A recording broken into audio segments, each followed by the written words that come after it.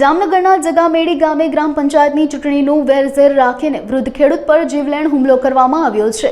61 વર્ષીય અવસરભાઈ ભાલોડિયા નામના વૃદ્ધે ફરિયાદ નોંધાવી છે કે ગત ચૂંટણીમાં સભ્યપદ માટે ઉભેલા આરોપી દિલીપ ગોહિલને તેમણે મત ન આપ્યો હોવાથી આ હુમલો કરાયો હતો। આરોપી દિલીપ ગોહિલે અવસરભાઈ સાથે જીભા જોડી કરી અને ઉશ્કેરાટમાં આવી જઈ લોખંડના પાઇપ વડે હુમલો કર્યો હતો, જેના કારણે અવસરભાઈનો પગ ગંભીર રીતે ભાંગી ગયો છે। તેમને તાત્કાલિક જામનગરની જીજી હોસ્પિટલમાં સારવાર અર્થે ખસેડવામાં આવ્યા છે। આ સમગ્ર મામલે અવસરભાઈ ભાલોડિયાએ જામનગર પોલીસ સમક્ષ ફરિયાદ નોંધાવી છે અને પોલીસે ફરિયાદ નોંધીને વધુ તપાસ હાથ ધરી છે। અવસર પરસોત્તમ ભાલોડિયા, ગામ મેડી। હું મેડીથી ધોતાપુર દવા લેવા જતો હતો। એમાં ધોતાપુરની હોટલેમાં બજરંગપુરના પાર્ટીએ હોટલે ચા પીવા બેઠા, એ પાછળથી આવીને જીવલેણ હુમલો કર્યો। મને કે તારું મર્ડર કરી નાખું, અને પછી હું બેસુદ થઈને પડી ગયો, પછી ભાગી ગયો।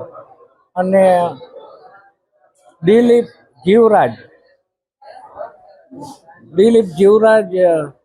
ગોહિલ આ ભાઈ એક હતો, અને એને મારી ઉપર જીવલેણ હુમલો કર્યો। આગલે દિવસે ધમકી મારી હતી કે તને મર્ડર તારું કરી નાખ। માર્યું તો ચૂંટણી બાબતના હિસાબે એ હાર્યા, ગ્રામ પંચાયતની ચૂંટણી એમાં એ હાર્યા, હાથમાં ઊભો હતો, અમે એને મત ન દીધા, એટલે મારી ઉપર આ વહીવટ કર્યો, એટલે પોલીસ ફરિયાદ અમે કરી।